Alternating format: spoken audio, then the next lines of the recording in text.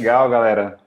Nós estamos aqui para compartilhar com vocês algumas histórias de organizações que se propuseram aí no caminho da autogestão, né? Não só histórias de sucesso, mas também algumas de insucesso e algumas coisas talvez engraçadas que aconteceram no meio desse caminho, né? O objetivo é trazer mais assim perspectivas de como é o processo de transição dentro de organizações reais, né? Sem aquela coisa da teoria, mas qual que é o caminho realmente que cada situação, né, traz, né? Então a gente está aqui, eu, Davi, o Rodrigo da Target, o Edu da Target também. Então nós vamos contar para vocês algumas histórias que a gente viveu. Rodrigo, acho que começa aí contando um pouco dos seus desafios, ou escolhe algum dos seus cases. E daí começa contando um pouco para a gente qual que é a empresa, qual que é o segmento, tamanho, etc, que você vai falar. Tudo bem, Davi. Contar causos. Não sei se vou contar cases, mas quero contar causos, né? Acho que o primeiro caos que eu tenho para compartilhar é de uma empresa de tecnologia, hardware e software, né? Uma empresa média, mas que pertence a um grande grupo, né? Então, uma empresa que tinha já uma tradição e uma cultura mais enraizada. E essa empresa ela tinha um grande projeto com o governo, né? Um grande contrato com o governo na entrega de hardware e software. E, e esse contrato já estava, acho que há alguns anos rodando e estava indo de mal a pior, né? Então, o diretor da área, lendo a respeito, né, das soluções possíveis em relação a novos modelos de gestão e design organizacional, ele nos contatou porque ele acreditava que a gente podia ajudá-lo a integrar diferentes times dentro dessa área, né, que desenvolvia esse projeto, que não ia bem. Integrar diferentes times e ajudar esses times a fazer uma transição de uma fase do projeto, que é um projeto muito grande, né, uma fase de desenvolvimento, para uma fase já de implementação de grandes sistemas, né? Então ele procurava resolver alguns problemas, né? De imediato o briefing dele foi assim, né? A gente precisa integrar esses times, né? Fazer com que eles trabalhem de maneira mais colaborativa. A gente precisa ajudar eles a fazer essa transição, né? No propósito deles, né? Para eles pararem de focar em uma coisa e começarem a focar em outra, isso de maneira paulatina. E a gente precisa também resolver problemas que estão aí sendo acumulados, né, num backlog aí de problemas organizacionais, problemas de relações interpessoais também. Então, essas eram as dores, né? Ele procurava algo parecido com holacracia, ele procurava alguma tecnologia social que pudesse facilitar essas interações e essa resolução e a resolução de problemas dentro desse contexto. Então era uma área que tinha aproximadamente umas 40 pessoas.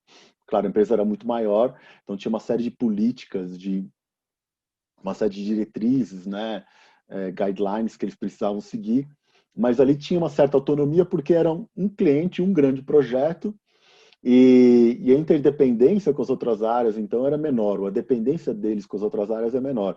Então, o experimento de autogestão dentro dessa empresa média grande, ele era possível por conta disso, né? Então a gente entrou na organização primeiro fazendo muitas conversas, né? A gente foi conversar com muita gente, né? Conversar com pessoas que estavam há muito tempo, pessoas que estavam chegando há pouco tempo na área, ouvir as dores das pessoas. A gente fez muitas entrevistas e aí a gente começou a fazer um processo de desenhar a estrutura que eles tinham naquele momento. Só que desenhar ela usando a linguagem de ciclos e papéis, né? A gente explicou que para começar a trabalhar com O2, com autogestão, um caminho muito comum é traduzir a estrutura atual numa estrutura de ciclos e papéis. Daí vocês escreveram tudo de uma vez, assim, dessas 40 pessoas, os papéis? Ou como é que foi? Não, a gente fez um processo que, a analogia que eu faço, que a gente foi assim, começou a sovar uma massa de pão com uma pessoa, depois a gente chamou duas, a gente colocou mais farinha, depois a gente chamou três, colocou mais farinha, mais água, quatro, cinco, e depois em algum momento já tinha uns 40 pessoas sovando aquela massa, e cada vez a gente acrescentando mais elementos. Ou seja, Entendi. Nas primeiras conversas com algumas pessoas, a gente começou a desenhar círculos externos, começar a entender algumas coisas. Depois a gente começou a desenhar alguns papéis com mais gente, com mais gente. A gente foi, era engraçado, porque começava o dia ali com 2 pessoas na sala, terminava com 10. No outro dia, de novo, às vezes começava com 3 ou 4 e ia aumentando. E nesse processo, né, dia após dia, fez com que a gente pudesse ter uma estrutura desenhada, refletindo aquilo que era real, né, muito próximo daquilo que era atual, Sim. já dando clareza de algumas ambiguidades que tinham diferentes perspectivas de como a estrutura estava funcionando. Então, quando a gente entrou no momento de, ok, agora é para valer o famoso kickoff, né? A gente entrou, todo mundo já conhecia a gente, todo mundo já conhecia vários elementos do O2. Não era um kickoff no sentido de vamos começar tudo, mas galera, só para oficializar. De agora em diante, a gente vai ter reuniões de círculo, são esses círculos, esses papéis, a alocação dos papéis, quem decide são esses elos externos, e a gente vai começar a rodar. Né? Então, a gente acabou desenhando ali para 40 pessoas, se eu não me engano, eram 4, 5 círculos, enfim, muitos papéis. E aí a gente começou a rodar as reuniões de círculo, aproveitando, é claro, as reuniões que já existiam, né? Porque já existiam algumas reuniões regulares, e outros lugares não tinham. A gente tentou aproveitar algumas das reuniões, adaptando para as reuniões de círculo, e essa adaptação, em alguns casos, foi uma adaptação mais difícil. Na verdade, um dos grandes desafios que a gente enfrentou logo no início, eles tinham uma reunião muito curiosa. É uma reunião que eles tinham toda segunda-feira, se não me engano, de manhã ou terça. Começava assim, entrava 2 pessoas na sala de reunião, que normalmente eram 2 gestores, assim, mais ou menos. E aí ia chamando um por um dentro da sala. Então entrava um, e eles ficavam lá 15, 20 minutos olhando o projeto, resolvendo algumas tensões. Aí saía, entrava outro, saía, entrava outro. É uma reunião serial. Era uma reunião serial entre 2 ou 3 gestores e 1 ou 2 pessoas que cuidavam de uma parte do projeto. Né? Então quer dizer que é quase se fosse one-on-ones, assim, que em sequência que iam acontecendo, as pessoas entrando e saindo. Que bizarro. Com foco. Era uma maneira que eles encontraram, porque o projeto era muito complexo. E aí o que acontecia é que eles acharam que era mais efetivo usar o tempo das pessoas dessa maneira. No final, era uma reunião que demorava 4 horas para 2 ou 3 pessoas, mas para o resto do time, né, durava 20 minutos, entendeu? Porque era rodízio. Então, eles achavam que era uma maneira eficiente de usar o tempo. De fato, de um lado, tem um uso eficiente do tempo. Por outro lado, você tem uma compartimentalização da informação, né? E você tem uma dificuldade de enxergar o projeto como um todo, assim, as pessoas entenderem um pouco mais de como o projeto está e como que a atividade dela está priorizada em relação à do outro ou não, enfim, isso não ficava muito Ficaria visível. otimizado localmente ali, cada um estava olhando só para sua parte, né? Mais ou menos isso, assim. E tinham questões que eram transversais, que daí você não conseguia tratar de maneira adequada, que eram parte da atenção que o diretor tinha quando ele veio atrás da gente, né? Então, quando a gente começou a fazer a reunião do ciclo geral, a gente começou a sair vamos sair de 4 horas, 3 horas e meia, vamos tentar chegar em 2 horas. Né? E a gente foi lá e conseguiu, mudando algumas coisas, ter mais gente na sala. A gente acabou fazendo 2 reuniões de 16 pessoas, mais ou menos, em cada uma delas. Que, na verdade, enfim, era praticamente um círculo que a gente não conseguia fazer uma reunião com todo mundo na sala porque não tinha uma sala grande o suficiente. E também porque não era tão efetivo. Mas foi uma adaptação assim muito difícil para a gente, né? E a gente sabe que algumas coisas ficaram pelo caminho, mas é o que era possível naquele momento. E vocês estavam trabalhando com elos duplos já, quando começou o kickoff, vocês já Já, iniciaram com elos duplos? já começando com elo duplo, com certeza, com exceção do círculo maior, né? Claro, o círculo maior não tinha nenhum elo duplo, só tinha um diretorzão lá e a participação do diretor ainda não era tão grande como a gente gostaria. Então, tinham questões no ciclo maior. Os ciclos de dentro já tinham elos duplos, já estavam relativamente funcionando bem. Sim. Eles tinham essa... O que acontece é que quando a gente entrou lá, tinha um contexto onde muitas mudanças na estrutura e de alocação de pessoas, na verdade, eram mudanças estruturais e de alocação nos cargos de gestão ao longo de 2 anos, muitas mudanças. Então, quando a gente entrou lá, a galera estava assim, ai meu Deus, a gente está cansado de mudança e a gente está cansado de sofrer. Quando a gente começou a trabalhar com a 2, deu clareza, e por mais que as mudanças, elas, não é que elas pararam, elas continuaram, mas aí eram mudanças que estavam atreladas a tensões mais específicas e claras e vinham de qualquer uma essas propostas. Então, foi bem interessante ver que esse medo da mudança ele começou a se desfazer aos poucos, da mudança estrutural, mas que no momento a gente chegou lá tinha um certo receio em relação a isso, ao mesmo tempo que estava propício para a gente propor, por exemplo, era o duplo, porque a galera estava assim precisando até de reconhecimento. Tinha muita gente ali que tinha uma certa liderança lá informal e que não tinha um cargo de gestão. E aí quando a gente falou, ó, dentro do time aqui, a gente vai ignorar os cargos de gestão, com exceção de uma ou duas alçadas de aprovação de orçamento, todo o resto a gente meio que ignora e cria os papéis de elos externos e internos e facilitadores, e a coisa começou a rodar. Então foi bem interessante assim ver isso acontecendo, e a gente sabia que tinham limitações grandes, porque a organização ainda tinha uma certa influência, tanto na cultura quanto na estrutura aí desse experimento, né? E como foi a questão da relacional, assim, vocês enfrentaram nesse trabalho muitas tensões no campo Sim, tribal, verdade. assim, como é que foi A gente isso? falou que tinha, né? Tinha um backlog já. A gente enfrentou, algumas foram resolvidas com modo cuidar, a gente rodou alguns, a gente rodou algumas sessões com Grok,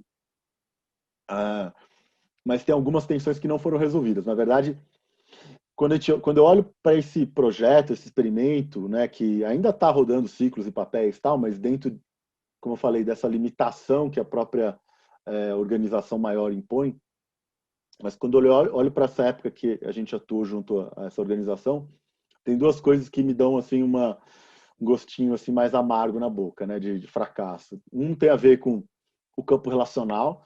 Teve algumas situações ali que a gente não conseguiu tratar porque as pessoas elas se recusaram, elas estavam assim, elas tinham decidido pedir demissão e pronto, entendeu? Elas não queriam tratar as questões, algumas questões relacionais, né? Algumas pessoas tinham só o plano de sair de lá. Então a gente não conseguiu tratar. Algumas a gente conseguiu, foi bem legal. E aí a outra coisa é que as políticas de remuneração, é, de reconhecimento, assim, que vinham de fora da organização, ainda afetavam um pouquinho a dinâmica interna. A gente não conseguiu se isolar por completo e não conseguiu também criar as nossas próprias políticas para cuidar disso, porque, enfim, não ia dar conflito com o resto da organização. Então, foi um experimento que não se espalhou pelo resto da organização, porque esse não era o objetivo, não é que a organização queria autogestão. Aquele diretor queria para esse projeto uma estrutura responsiva e uma maneira de ajudar as pessoas a serem mais protagonistas em resolver seus problemas, em diminuir as tensões interpessoais, tribais, enfim, essas são as questões que a gente chegou lá para trabalhar. E, em grande parte, a gente conseguiu trabalhar, mas a autogestão ela encontrou esse teto, né? Ela bem, Sim. bem baixo, causado, enfim, pelo contexto onde esse time funciona. Tem alguma coisa que você faria diferente hoje no projeto, Rodrigo? Depois dos aprendizados que você teve, não só nesse projeto, mas em outros, o que você teria feito, assim, diferente? Um viés de retrospectiva aí, né, que ele é muito a gente não pode se auto-enganar, né? Então, assim, em retrospecto é fácil identificar coisas que eu faria diferente naquele contexto. Só que encontrando um contexto semelhante, se é que um dia eu vou encontrar, raramente eu vou tomar essa decisão de novo, né? Mas, assim, é, tirando esse viés de retrospectiva, existem aprendizados, né? Claro que existem aprendizados, sempre existem. Um deles, assim, positivo foi esse processo de desenho inicial foi muito interessante e coube para aquele contexto. Nunca mais eu usei esse processo em outra organização, mas eu achei que coube super para aquele contexto. Eles tinham medo de muita coisa e aos poucos a gente incluindo cada vez mais pessoas no desenho da estrutura inicial fez com que a gente acabasse aproveitando a disposição de alguns, né? Então, e lidando com os que tinham menos disposição mais por último. E isso é extremamente eficiente, né? Cada um tem um limiar, assim, né? Cada um, a partir de um momento, se sente influenciado socialmente para agir de maneira diferente. E a gente tem que aproveitar isso. Esse foi um aprendizado. Outro aprendizado foi que é possível trabalhar com o modo cuidar, mesmo em organizações bem mais formais e tradicionais. E talvez seja importante trazer esse modo cuidar para antes, assim, né? A gente acabou fazendo ele logo depois do primeiro desenho estrutural, mas talvez eu fizesse antes. E a última coisa é o contratante e a pessoa que é o principal sponsor do projeto, ele precisa se implicar nesse processo de transformação. Talvez a não implicação do sponsor, não que ele não se implicou no sentido que ele não deu apoio, ele deu apoio, mas ele era diretor dessa área de 40 pessoas e de outras áreas. Então ele não tinha muita dedicação a essa área. Então, por exemplo, na região do ciclo geral, ele não participava. Entendeu? E a não participação dele tornou o nosso trabalho muito mais difícil. Então, para mim, um dos principais aprendizados é aquele que é o sponsor, ele precisa se implicar. Ele precisa se envolver assim, profundamente com aquilo que está rolando, assumir papéis da estrutura de ciclos e papéis e precisa comparecer às reuniões.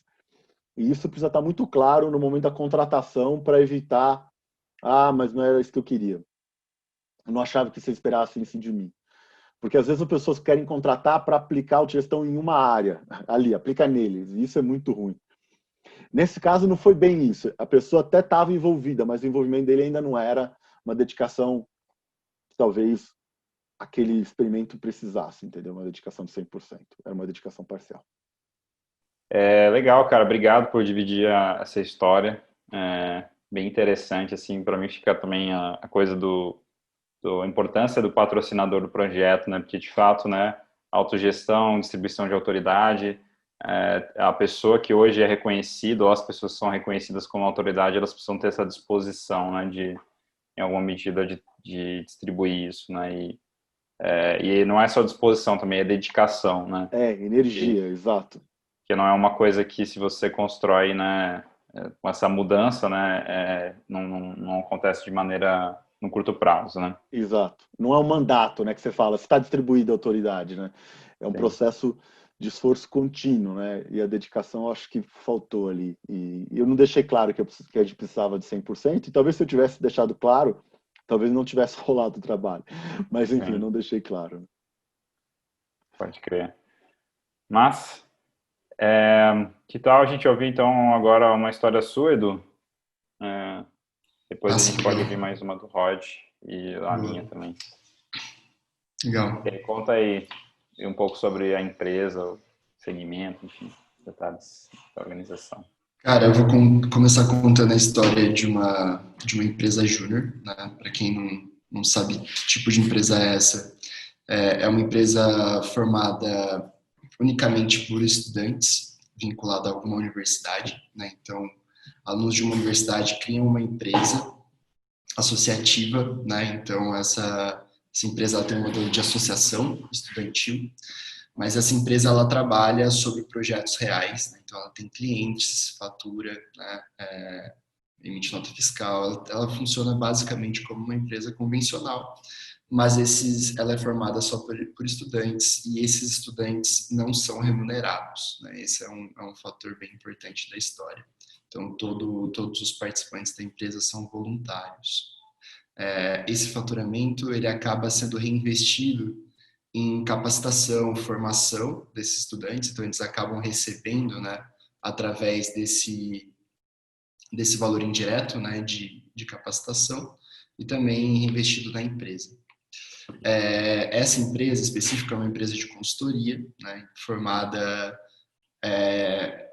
mais ou menos por 30 pessoas, né, um número que varia bastante, porque geralmente esses estudantes eles têm uma rotatividade de a cada 1 ano e meio, 2 anos, eles saem da empresa, né? Então, a cada 1 ano e meio, basicamente trocam-se 80% das pessoas que atuam nessa organização, né?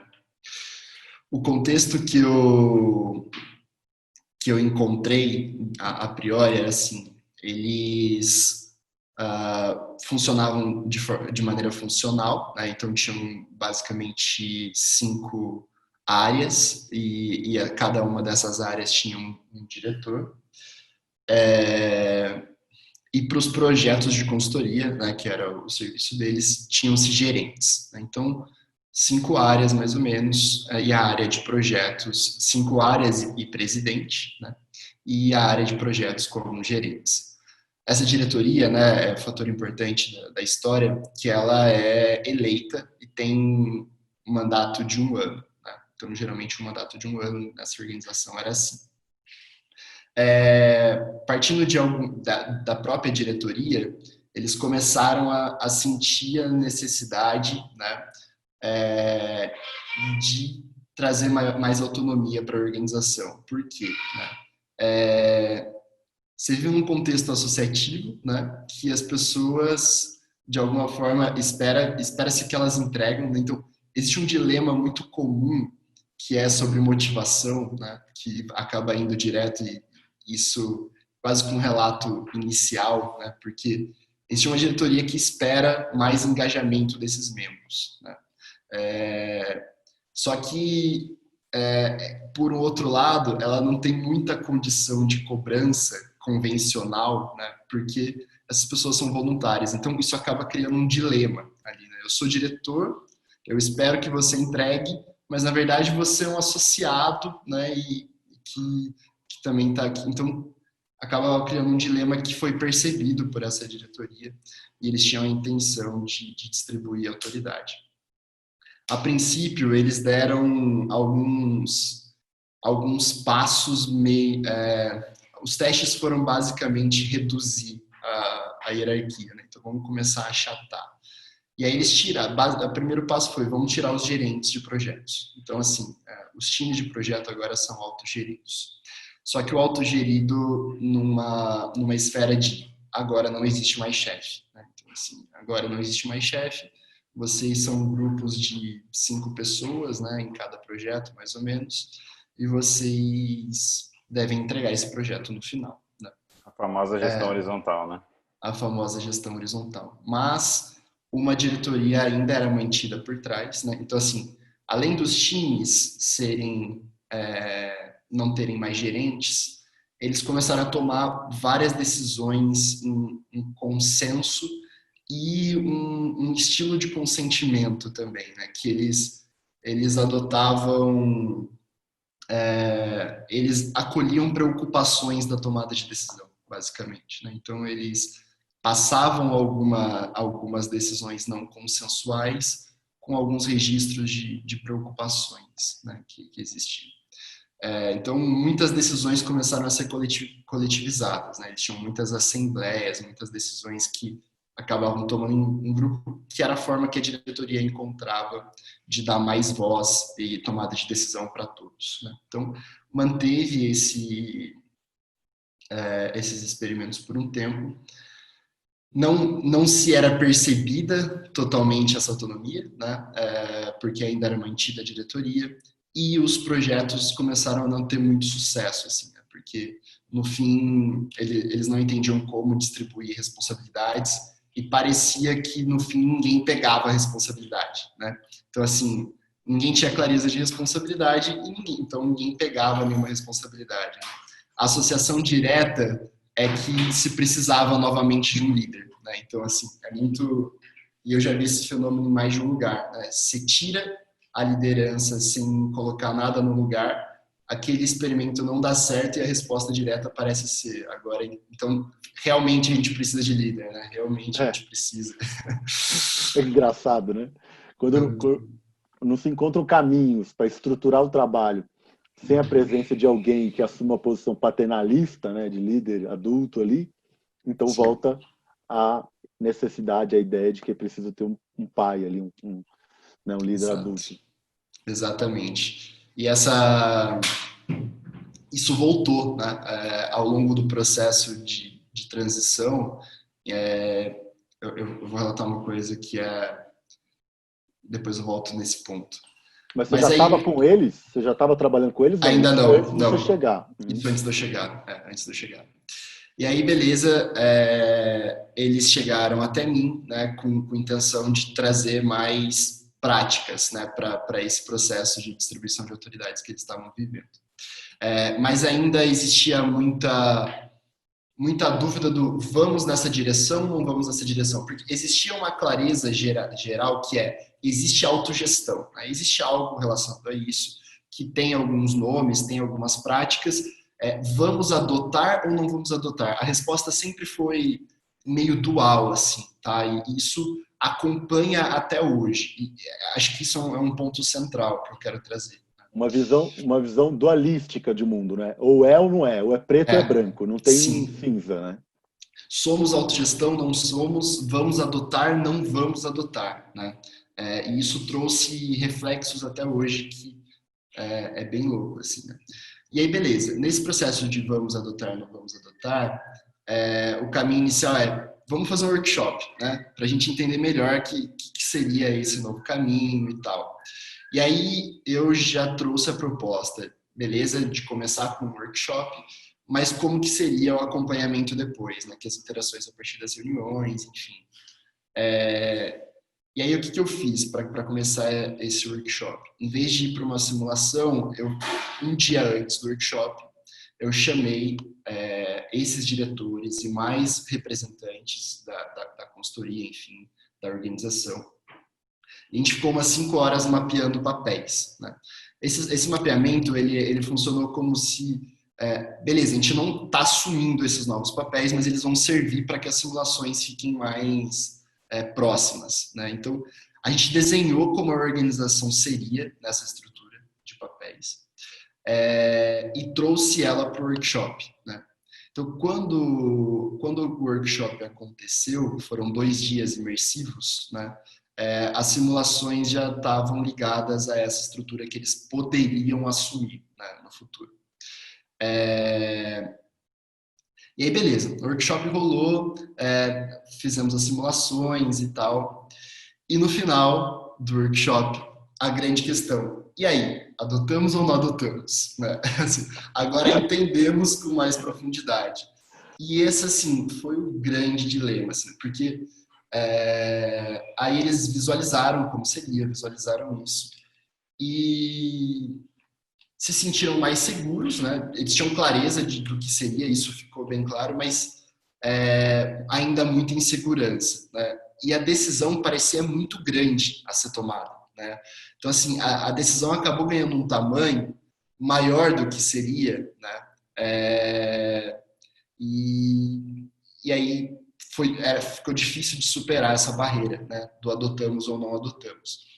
Conclusão é que no final do workshop existe um grande debate, né, de pessoas contra a adoção, pessoas a favor, e eu num lugar de responder essas perguntas e tal. O que aconteceu foi, depois, esse questionamento do adotamos ou não adotamos ganhou uma esfera tão grande que eles não conseguiram continuar logo em seguida do workshop, né? E aí teve mais ou menos um intervalo de uns 2 meses que eles viveram um processo decisório, né? E aí, essa decisão, ela acabou assim, vejo isso, né? Acabou cegando a criação de pequenos experimentos, assim, no longo do caminho, né? Porque parecia que nesse momento, então, tinha só essa decisão a ser tomada, né? Adotar ou não adotar. E aí, beleza, passou-se um tempo e tal. algumas pessoas saíram, né? Algumas pessoas que não queriam adotar saíram da organização. E aí ganhou força a adoção. Eles decidiram ir em direção ao O2, né? E começar a rodar as práticas de autogestão. Os papéis já estavam mapeados, a transição foi muito mais começar a rodar as reuniões, né? Então, eu comecei a facilitar as reuniões, e beleza, assim, começou-se a estabilizar as coisas. Enfim, ficamos um tempo, praticamos durante 3 meses as reuniões, algumas mentorias, e formou-se 3 ciclos e se estabilizou, né, o processo. Se estabilizou, o que eu quero dizer as pessoas adaptavam a estrutura, sincronizavam, faziam pedidos a partir de papéis, as reuniões aconteciam com regularidade, enfim, né, eles se apropriaram da linguagem para resolver as suas próprias tensões. Alguém tem uma pergunta quanto a isso, Davi? Eu posso partir, porque aí eu vou pular um ano para frente. Isso, né, agora. É legal olhar um ano depois dessa estabilização, como você fala. Porque o problema de uma empresa júnior é que não estabiliza quem participa dela, né? Ela vai rola uma rotatividade que é intrínseca ao ecossistema de empresas júnior, né? Exato. Conta mais, vai lá. Não, e aí foi muito louco, porque durante esse processo de um ano, eu fiz algumas interações com eles, assim, e passou-se 4 meses, daquele workshop que a gente fez, da tomada de decisão, ficaram 4 pessoas, entendeu? E aí, todas as outras pessoas que faziam parte da empresa agora tinham entrado já com a autogestão. Imagina, né? Então, assim, 90% da organização entrou com a autogestão acontecendo. E eles acabaram ganhando, assim, dentro do movimento, assim, uma visão de que, olha, todo mundo fala de autogestão, nós estamos praticando a autogestão. E isso começou a ser visto, né, por essa comunidade externa. Isso começou a ser defendido como uma bandeira até, né? Então, assim, olha, trabalhamos em autogestão, e eles vendiam essa ideia para as pessoas que entravam, né? Então, olha, aqui você está entrando numa empresa que roda em autogestão, as coisas funcionam diferentes e tal. E foi legal, assim, porque eles não enfrentaram muitos problemas no aprendizado dos elementos. As pessoas já entravam, já via como a reunião funcionava, já tinha uma estrutura que ela lia em relação a papéis, né? Então, a chegada não era tão complicada.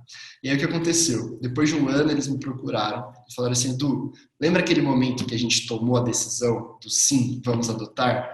Tinha um acordo de que daqui a um ano a gente iria rever essa decisão, se a gente seguia ou não seguia, ou seja, se tinha dado certo ou não tinha dado certo.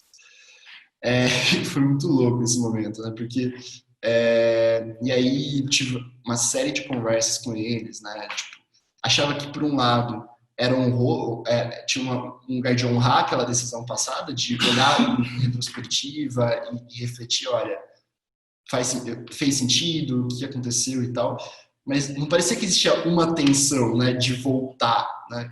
Mas eles queriam ter uma votação, uma decisão de voltar ou não. E é muito louco, porque a autogestão ela continua expressando tensões, né? Então tinha um certo pensamento de que uma vez que a gente rodasse a autogestão, as tensões parariam de acontecer, né? E elas não pararam de acontecer. Engraçado, né? Exato. E elas não pararam de acontecer. Elas ganharam novas formas e tal.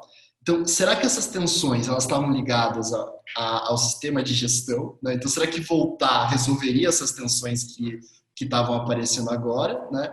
Ou eles poderiam utilizar o próprio sistema para processar essas novas tensões que apareceram, né? Enfim, então esse lugar do autogestão ou não parecia manteve uma visão de que se o sistema de gestão resolve todas as nossas tensões ou não resolve todas as nossas tensões, né? E que as tensões elas estão ligadas pura e exclusivamente ao sistema de gestão. Não, e não é só isso, né, Edu? Tem uma coisa que é muito engraçada, que o default é uma estrutura hierárquica, Então a gente experimenta a autogestão, não dá certo, volta para a estrutura hierárquica. Ah, mas não está funcionando. Não, mas... Então é como se, né, o default é estrutura hierárquica, a autogestão é algo estranho e só vale a pena fazer se resolver todos os nossos problemas e a gente viver no mundo moranguinho, né? O que não é real, né? E é muito louco, assim, o que eu percebi foi isso, assim, uma expectativa de que a autogestão não criasse novas tensões, né? Assim, que ela simplesmente resolvesse todos os problemas. Isso foi bem interessante. E aí eles votaram e continuaram. É isso? Nem Não, votaram. aí eles trouxeram para uma conversa e perceberam que eles não sentiam mais a necessidade de votar. Assim, basicamente olha, decidiram que não precisavam passar por esse processo. Assim, né?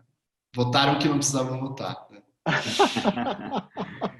No final votaram, né? No final votaram. Tipo, não tinha ninguém com uma tensão de vamos voltar atrás, né? Exato. Vamos voltar ao que era antes, né? Não tinha muito saudosismo, né?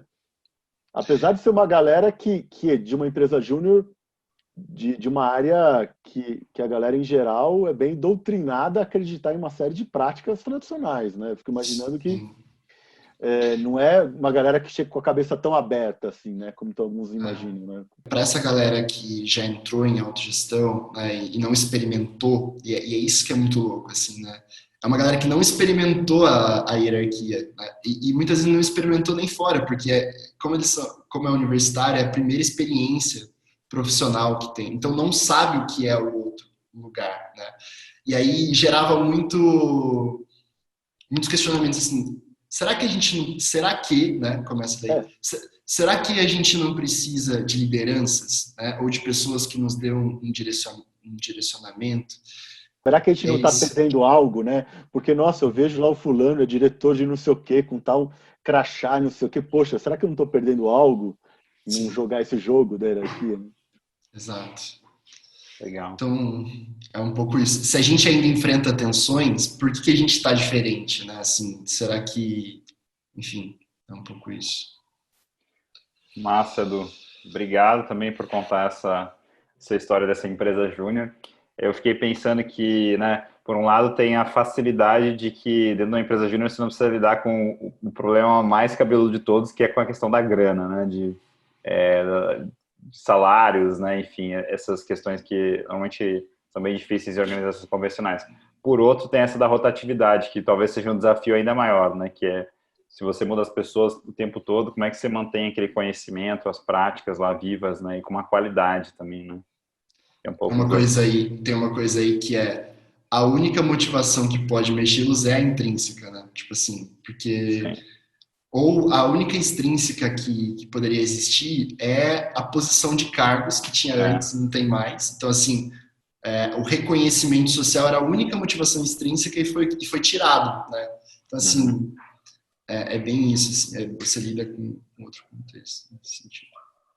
Que massa. Legal, cara, obrigado. Acho que agora a gente pode passar para o próximo. Eu vou fazer um relato agora de uma organização, pedir ajuda para vocês aí nas perguntas. Inclusive uma organização que eu fiz o trabalho com o Rodrigo, então ele também pode ajudar a contar a história. Essa é uma organização que ela é uma empresa de tecnologia, de inovação, né, focada no mercado de seguros, né. Ela é uma espécie de um spin-off de uma organização, uma seguradora muito grande aqui no Brasil, né. E ela já nasceu com uma perspectiva de estrutura e mentalidade diferente da organização mãe, né, essa grande seguradora. Essa perspectiva trouxe para essa empresa uma estrutura ágil, né, com squads, né, inspirado no modelo Spotify, e eles já tinham, de alguma forma, ali dentro pelo menos de tecnologia, uma cultura mais próxima, mais propícia às práticas de autogestão, né, ainda que tivessem coisas a serem mudadas, né, para chegar lá, né. E a gente recebeu o contato de uma pessoa dessa organização, que era o diretor financeiro, né, o CFO, para trabalhar exclusivamente na área dele, na área de finanças, né? O que é bem engraçado, porque geralmente essa área é a última, né, a fazer uma transição para a autogestão, né? Tem o estigma de ser a mais tradicional, mas foi por onde começou. o que tornou esse projeto bastante diferente dos outros que eu já fiz, né? Então, primeiro, o CFO, ele veio com essa necessidade que ele queria melhorar a performance do time dele, né? Ele dizia, eu quero um time de alta performance, né? Eu quero que as pessoas consigam se dar bem, consigam fazer o trabalho bom sem esforço, né? Trazer muitas coisas do flow, né? De trabalhar de uma forma que seja leve, ao mesmo tempo que seja efetivo, né? Então, ele tinha uma super boa intenção de que o time dele funcionasse melhor, né? E era um time financeiro grande, né? Talvez por ser uma seguradora, tinha em volta de umas 20, 30 pessoas, se eu me lembro bem, e era dividido em 5 áreas, né? Dentro, né? Tinha administrativo, controladoria, jurídico, enfim, tinham algumas áreas ali dentro, e cada uma dessas áreas tinha um gestor, né? Eles seguiam uma estrutura bastante hierárquica ali dentro da área financeira, dessa diretoria, e ele veio com esse pedido para a gente, né? E daí eu já fiquei, logo no começo, eu me senti um pouco incomodado com esse pedido, tipo um time de alta performance que já me remeteu a uma perspectiva bem diferente da autogestão, né? Pelo menos como eu entendo. Então, como é que eu vou entregar para ele o que ele precisa, ao mesmo tempo trazendo, né, esse repertório que eu conheço e que me faz sentido para mim, né? Que é um repertório de distribuir autoridade, né? E daí o que aconteceu foi que eu fiz uma proposta para ele de trabalho em que eu trouxe, fulano, vamos trabalhar para melhorar a performance do time, mas para mim a performance do time ela passa por essas 3 coisas. Passa por a gente construir um propósito que faça sentido para as pessoas, passa por a gente trabalhar com auto-organização, autogestão, e passa por integralidade, né, que são os 3 pilares lá do Lalu, né? Então, eu apresentei uma proposta com essa cara para ele, tentei dar uma ideia das práticas que a gente trabalharia, né? E ele topou, né? Para minha surpresa, eles toparam, quiseram começar. E a gente foi lá, chamei o Rodrigo para me ajudar nessa, e a gente começou a fazer uma investigação para entender quais eram as tensões que tinham no time, né, de financeiro, né? E a gente se surpreendeu porque a gente encontrou várias tensões do campo tribal, né, de conflitos entre os gestores, algumas situações que tinham ocorrido aqui. E essas tensões, né, tribais, elas também falavam com estrutura. Elas, na nossa interpretação, elas aconteciam porque existiam problemas de falta de clareza de acordos, né? O que é responsabilidade da área administrativa, o que é do jurídico, o que é da área de controladoria, enfim. Essas membranas não estavam tão claras, né? Assim como os papéis dos gestores, né? Então, a gente começou naturalmente por uma descrição de papéis, um exercício de ajudá-los a... A gente fez alguns workshops também no começo para trazer alguns conceitos para eles, e a gente logo fez a descrição de cada uma das áreas, né, que os gestores representavam, né? E a gente começou a rodar uma espécie de reunião de círculo, ainda sem trazer muito esse conceito para eles, sem elos duplos, só com o chefe de cada área, que seria o L-Star. Então, sem trazer muita coisa para eles, a gente começou a brincar ali de reuniões estruturadas, tratativa de tensões, né? E logo no começo eles também mostraram que aquilo não era suficiente, eles queriam trabalhar, parece, em questões mais de time, de grupos, né? E falar sobre questões entre eles, né? De relações, né? Então, logo eu e o Rodrigo, a gente deu uma pivotada no nosso scope e a gente começou a fazer várias atividades relacionadas a cuidar, né? Então, a gente propôs para eles algumas coisas, né? Fez algumas conversas sobre vulnerabilidade, tentou abrir espaço para que as tensões aparecessem, né? Foi bem desafiador, assim, eles tinham muitos filtros com a presença desse diretor financeiro. Então, a gente conseguiu rodar algumas reuniões sem o diretor, porque ele não pôde vir e as coisas apareciam, mas ao mesmo tempo eles não queriam falar na frente dele, então foi bastante difícil esse começo, né? E a gente foi aos poucos tentando trazer novos conceitos. Por exemplo, a gente percebia que elos duplos tinham possibilidade de que a gente conseguisse tratar as tensões que estavam entre os times de uma forma mais efetiva, né?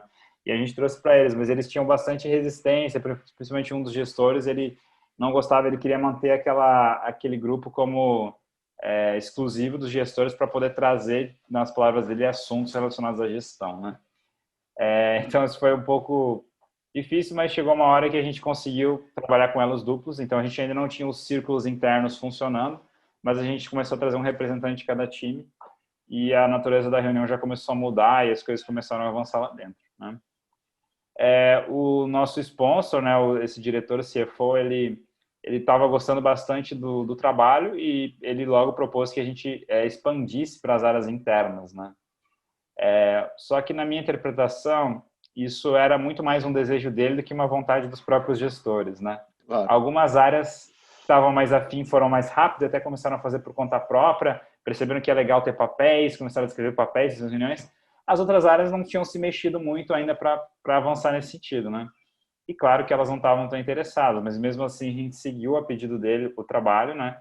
Tentando entender e ouvir as pessoas e também tratar as tensões dela, não só do patrocinador, né? Do CFO. Acho que isso é fundamental, né, Davi, nesse tipo de trabalho. É você não achar que sua função lá como consultor é cuidar das tensões do sponsor, né? Você Sim. tem que cuidar da atenção das pessoas que estão ali, na sua frente, claro, sem ignorar as tensões do sponsor, mas tratar as tensões de quem você está lidando ali no dia a dia, né? Com Caso certeza. contrário. Agora, é bem curioso que eu lembro, né? Não sei se você lembra, um dos times que era mais jovem, ele foi muito na frente, assim, né? Começou a incorporar e facilitar reuniões, estruturar projetos, não sei o quê. Tudo organizado. Era um time grande, né? Sei lá, 12, Sim. 15 pessoas. E eu nunca vou esquecer a primeira reunião que eu fui assistir deles. A gente nunca tinha feito uma facilitação de reunião com eles, né? Não tinha feito uma descrição de papel, não tinha feito nada. Uhum. Quando eu cheguei lá para assistir a reunião, eu fiquei de boca aberta. Falei, caraca, eles incorporaram muita coisa e estavam rodando uma reunião, claro, ainda, né, sem adaptar, papéis às vezes um pouco com algumas questões ali até de linguagem, mas em geral uma reunião bem efetiva, assim, né? Comparado com outros times que tinham reuniões que não conseguiam fluir, né? Sim. Isso foi bem interessante mesmo.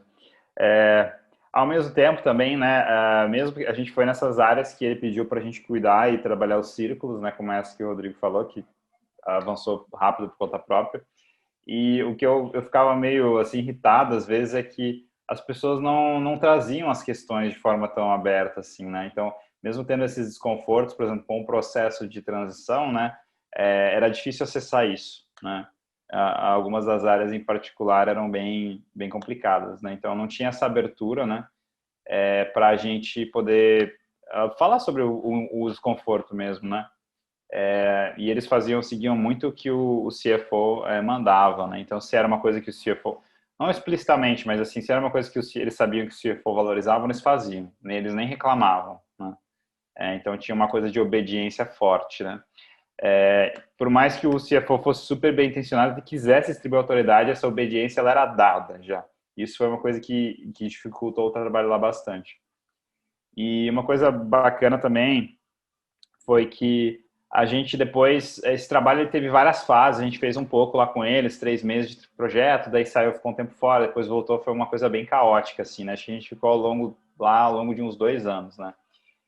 E depois a coisa foi evoluindo, né? A gente começou a tentar fazer contato com outras partes da organização. A gente, inclusive, começou a trocar com um time de Agile Coaches. Vocês estão ouvindo barulho? Tá bem Só dá no um fundo. tempinho. Pode falar, pode falar. Então, a gente começou a trocar com um time de Agile Coaches que tinham lá, que até então a gente não tinha tido muito contato. E a gente... foi uma aproximação que aconteceu bastante tempo depois do projeto, né? E acho que isso causou um pouco de desconfiança, estranheza deles, que eles sabiam que a gente estava fazendo trabalho lá, só que a gente nunca tinha trocado com eles muita coisa, né? E foi um pouco, assim, delicado essa primeira... Eu lembro que o Rodrigo tivemos uma primeira reunião com eles, que a gente achou, nossa, essa reunião foi uma merda, acabamos. Mas, só que no final a gente acabou conseguindo, assim, chegar mais próximo deles e conquistar a confiança deles para que eles também nos ajudassem a expandir a O2 dentro da organização, né? E aconteceu que a gente fez os experimentos em outras áreas depois. Esse CFO, ele também assumiu uma área de dados, né? Então, ele também trouxe esse pedido para a gente apoiar na área de dados, a transição para o O2 e tal. A gente conseguiu fazer isso. Teve um trabalho que aconteceu um pouquinho no RH, mas de forma mais independente, né? A gente atuou bem menos. O head de agilidade da área começou também a nos apoiar nessa transição e ele acabou cuidando um pouco mais do RH e eu fiz um papel de mentorar ele e apoiar ele nessa transição, né? E depois a gente tentou uma aproximação mais dos outros diretores para tentar propagar a O2 dentro da organização, né? Nas outras áreas, principalmente na área de tecnologia, que era a maior área da empresa e não estava adotando as práticas. Porque a gente percebia que existiam várias tensões na organização, principalmente entre times, né? Entre áreas era muito forte, né? E não tinham muito fóruns eficientes para cuidar dessas tensões, né? Reunião de É, diretores era bem sim. capenga, né? Então a gente começou a pensar em estratégias, né? E junto com... Daí no final, esse head de agilidade ele começou também a tentar intervir na reunião dos diretores e tentar um caminho por lá. Mas foi bastante delicado o processo, né? E daí eu trago talvez agora as coisas que deram errado, né? Assim, aconteceu um fenômeno bastante curioso nessa organização que esse diretor que ele de financeiro que trouxe o trabalho de autogestão para lá, ele se orgulhava muito da O2, então ele gostava muito, era muito fã, e sempre falava, né, para as outras áreas, né. E aconteceu que acho que por rivalidades também de outros diretores, as pessoas que não participavam da O2, né, que não sabiam o que era isso, começaram a associar, já tinham ouvido falar disso, e começaram a associar a ele, a figura dele, né. E aconteceu que muitas dessas organizações, dessas outras áreas, por exemplo, a área de tecnologia, talvez o diretor não tinha uma relação tão boa com esse diretor financeiro, então ele começou a associar olhar de forma negativa para o O2 ou para as práticas de autogestão, né?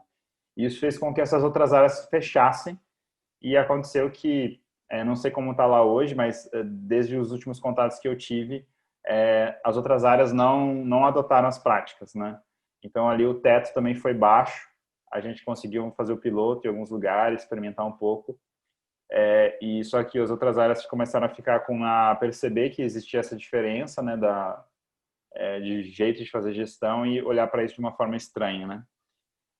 E uma coisa também, e daí eu cometi erros também, assim, muito engraçados até nessa história, que foi, por exemplo, eu fiz um experimento totalmente fracassado, que foi pegar os metacores da O2 e imprimir num papel gigantesco, assim, né?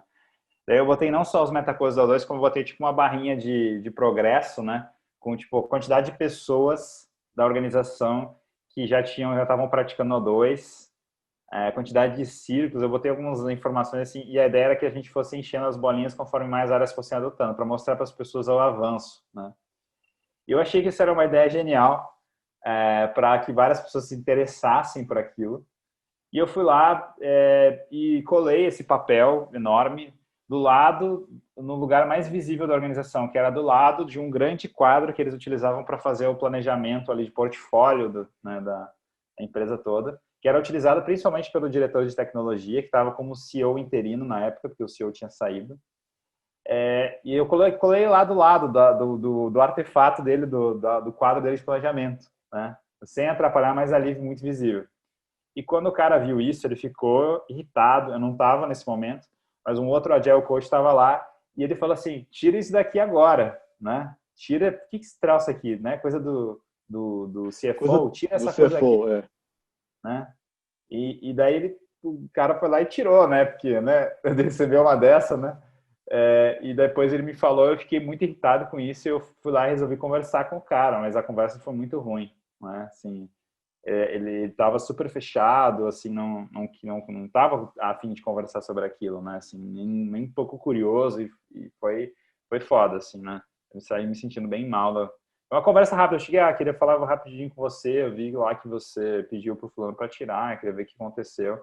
E o cara me deu umas cortadas, assim, eu fiquei, putz, fiquei bem chateado, né? Tentei entender ele, né, ver de onde ele estava vindo, mas me chateou bastante. E daí, nesse momento, eu dei um pouco uma desanimada, assim, acho que lá, de continuar muito lá, seguir fazendo o trabalho, finalizando o que tinha que ser feito, mas um pouco desesperançoso dessa expansão, né. Depois, estudando mais sobre isso, eu descobri que o que eu fiz era uma péssima estratégia em termos de contágio de comportamentos, né, que a gente fala bastante no curso de design cultural, né, de hacking cultural, quer dizer. Que foi uma estratégia de disseminar uma ideia que as pessoas não conhecem, elas vão rotular rapidamente aquilo de alguma forma e isso vai, na realidade, atrapalhar o seu processo de contágio interno, né? Então, foi horrível, né? Então, foi uma lição É bem aprendida. delicado. E além disso, né, além desse fenômeno que você citou, né, Davi, tem toda uma, uma politicagem interna em organizações, né, que essa disseminação de comportamentos, ela é fortemente influenciada por esses silos, né, que não se comunicam e essas politicagens, essa briga por influência e poder interna, né? Então, Sim. isso em empresas com mais de 50, 70 pessoas, começa a se tornar algo muito mais comum, né? E muito mais complexo navegar mesmo, né? Não é simples, não é nada trivial com empresas um pouco maiores, né? E lá tinha um agravante ainda maior, que assim, essa grande organização, né, é, que era a mãe dessa empresa, né, ela exercia pressão constante, né, então existia uma interferência muito grande, né, principalmente na área financeira, né. Então, acho que o teto também da autogestão lá chegou nesse teto rápido, porque era muito difícil de lidar com essas influências que vinham dessa organização que basicamente bancava, né, a empresa, né? Então, eles que colocavam dinheiro, eles que ditavam as regras, né, de como a coisa funcionava, né? Então, Total, existia muitas restrições nesse sentido, né? E a questão da política também vinha dessa organização maior, com certeza. total. Dá tempo de mais uma história rápida? Que eu acho que a gente contou histórias que surgiram a partir de demandas muito diferentes, né? Eu contei uma história relacionada a uma demanda de um projeto, de uma área que não estava indo bem, que precisava integrar diferentes times, se adaptar, ser mais responsiva, dar mais clareza estrutural. O Edu contou a história de uma empresa júnior que estava em busca de modelos mais colaborativos, de empoderamento ali, né, completo, né, já que está todo mundo ali voluntário, como que as pessoas se sentem desempoderadas, né? E você, Davi, trouxe essa questão de uma área que estava buscando melhorar a performance e que começou a contaminar o resto da organização, mas ainda enfrentando vários desafios aí nesse processo de disseminação de práticas numa organização que não existe um mandato, né, do CEO, do dono, do sócio, do board de vamos em direção à autogestão, né? Não existe nada disso, né? Então, eu queria contar a história bem rápida de uma outra situação que é um pouco diferente, que é uma empresa muito pequena, com 10 pessoas, mais ou menos, né, onde você tem os sócios trabalhando na empresa e a empresa começa a crescer e o que é uma empresa de tecnologia, tá? Tem sócio trabalhando na tecnologia, tem sócio trabalhando ali no comercial. E uma das coisas que é crítico em empresas pequenas assim, quando elas começam a crescer, é que o prato dos sócios, no começo, ele é diversificado, eles fazem um pouco de tudo. E à medida que a empresa cresce, eles precisam se especializar em algo, né? Abrir mão de algo, outras pessoas precisam assumir, eles precisam trabalhar em algo específico, assumir papéis mais específicos. Essa empresa está tendo muita dificuldade com isso, né? Então, as pessoas esperavam muito ainda que os sócios tomassem decisão, tomassem ação para resolver problemas e tensões que elas sentiam. E a empresa, então, para crescer, precisava ter esse desapegar, né, do sócio das suas responsabilidades, né? E esse desapegar, ele é, para mim, acho que muito bonito de ver quando acontece, ele é muito trágico de ver quando não acontece. Quando o sócio delega algo, a pessoa começa a fazer e ele toma de volta quando ele vê que não está indo do jeito que ele queria, né? E ele faz esse movimento várias vezes, destrói, né, o tecido social da organização. Então, isso não é de maneira intencional, né? Isso é uma tragédia, eu acho, que pequenas empresas que começam a crescer vivem. Nesse caso, eles nos contataram e a gente começou a trabalhar com eles e foi um processo relativamente suave, assim, né? De, olha, vocês estão procurando um modelo de gestão, né, que dá autonomia para as pessoas, que facilite criar processos sem engessar, que facilite desafogar os sócios de atividades e responsabilidades. Então, tá aqui, o O2, vamos escrever papéis, vamos começar a rodar reuniões, e foi relativamente tranquilo, né? Discussão de papéis, reuniões, claro que rolou modo cuidar, claro, porque era uma empresa que também acolhia muito bem as pessoas, né? As pessoas com diferentes necessidades humanas, elas tinham um acolhimento muito bacana ali dentro, né? Não era uma coisa muito desumana, dura. Então, rodou cuidar para ajudar a resolver coisas das mais diversas, assim, né? Desde assuntos pessoais e dilemas pessoais que as pessoas viviam, até problemas de reconhecimento. Eu lembro que uma reunião remota que eu facilitei, emblemática, nessa organização, eu estava no celular, estava lá numa conferência em outro estado, e aí, no check-in, era uma reunião que tinha 2 sócios e tinha mais uma ou 2 pessoas ligadas à área comercial, assim. E no check-in, um dos sócios fala assim: eu estou muito desanimado, eu estou frustrado, eu não me sinto reconhecido, eu acho que eu vou embora, não quero mais trabalhar aqui. O check-in dele foi mais ou menos assim. É, e acabou o check-in, eu já engatei o modo cuidar, né? Falei, então, peraí, percebo que antes de a gente fazer qualquer coisa, acho que vale a pena a gente abrir um espaço de diálogo aqui, né? E convidei o sócio a trazer um pouco dos incômodos dele, né? E aí a gente fez um cuidar ali, né? Ele estava trazendo muito a sensação de não estar sendo envolvido em alguns momentos de decisão frente aos clientes, em alguns momentos, né, críticos em negociações com clientes e outras coisinhas. E aí, enfim, houve um espaço ali de escuta empática. Depois daquilo, o ambiente já estava mais leve, a gente começou a processar as tensões, redefiniu alguns papéis, né, fez um adaptar para redefinir alguns papéis e ajudar a ele se enxergar nessa estrutura que estava sendo desenhada e testada ali, né, entender melhor o papel dele. E, enfim, e no final o check-out foi assim, nossa, mudou da água para o vinho, né? Eu saí muito mais aliviado e confiante, enfim. Então, esse foi só um momento específico nessa organização que eu tenho muita satisfação de ter participado. Assim, todo o processo foi muito bacana. É muito mais fácil você começar a atuar numa organização onde, primeiro, os sócios estão super envolvidos e querem aquela distribuição de autoridade, buscam, de alguma maneira, fazer essa jornada em direção à autogestão. É muito mais fácil trabalhar quando a organização não atingiu uma massa aí de 30, 40, 50 pessoas, talvez 50 ainda é ok. Quando chega a 100 pessoas, de fato, a complexidade aumenta bastante.